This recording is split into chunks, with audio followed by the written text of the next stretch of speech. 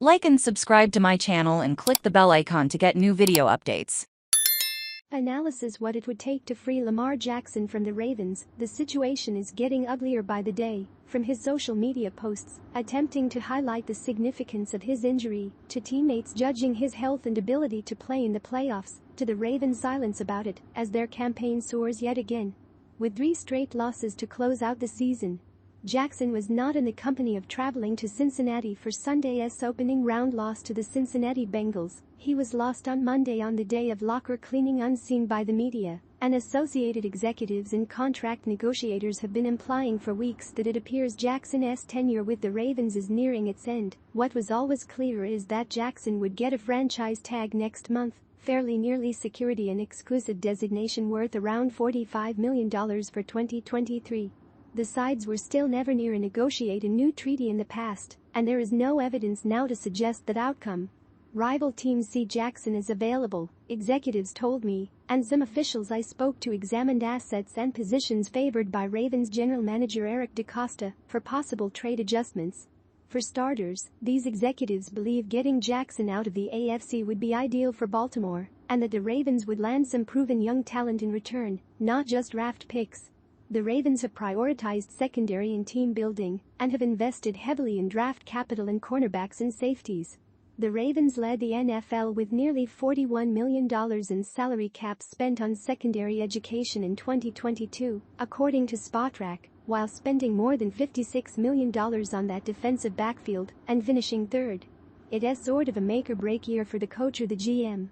It's not that the Houston Texans, the Las Vegas Raiders, the New York Jets, or the Miami Dolphins can make such a deal work, but the executives I spoke to had 2 teams from NFC South coming up as potential landing spots for Jackson: the Atlanta Falcons and the Carolina Panthers. Both missed out on Deshaun Watson a year ago, but not without a significant fight. Both need a quarterback, both markets could use a pull, and neither owner is afraid to spend. The Falcons already have a young play-caller quarterback guru in Arthur Smith as a coach, and I keep hearing that Panthers owner David Tepper was intrigued by such figures during his coaching search. Would Tepper part ways with rising cornerback J.C. Horn? The number 9 pick, a future first-round pick and a future second-round pick for Jackson? That seems reasonable. Jackson will be able to dictate where he goes, as Watson did. He would have to agree to a long-term extension with his next club to secure a deal.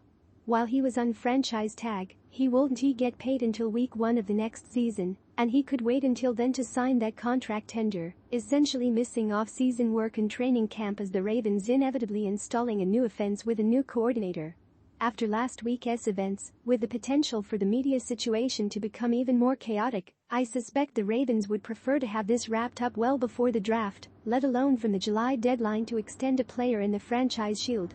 Renewed with draft capital from a Jackson trade, Baltimore traded its 2nd and 5th round picks to linebacker Roquan Smith mid-season. The Ravens could pursue Jimmy Garoppolo as a stopgap quarterback, or Derek Carr or Ryan Tannehill in a low-cost land trade. In the meantime, they could nurture a young quarterback, possibly one tied with a top 10 pick. As we told you weeks ago, despite his commitment to return next season, Sean McVay has been his head coach year after year.